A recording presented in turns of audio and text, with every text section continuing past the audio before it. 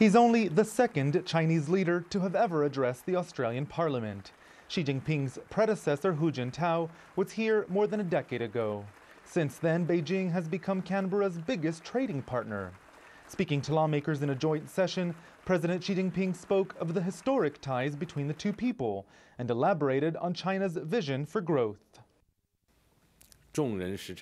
China stands ready to pursue common development and prosperity with all other countries.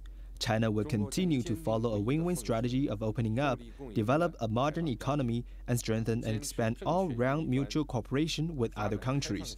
China will never develop self at the expense of others. Xi Jinping also touched on other issues, responding to criticisms over China's role in maritime disputes and calling for greater respect for territorial sovereignty.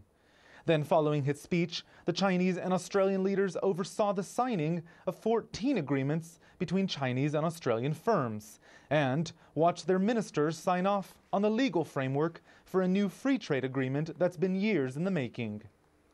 This has been a 10-year journey, but we have finally made it, and we will both our countries will see the benefits flow through in the years ahead. It is, as I said at the beginning, a good day for Australia, a good day for China, a good day for consumers in both our countries, and ultimately a good day for workers in both our countries.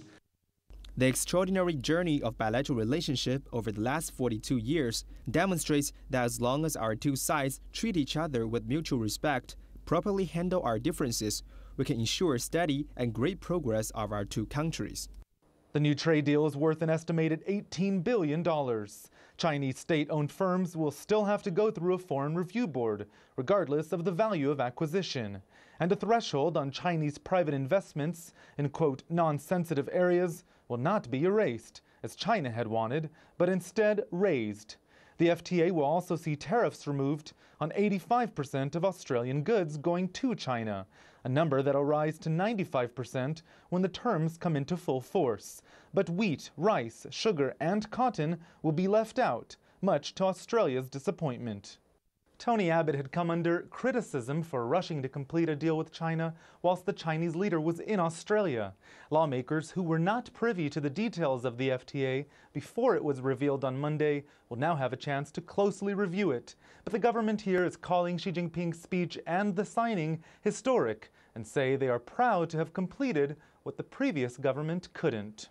Rowie Rettenberg, CCTV in Canberra.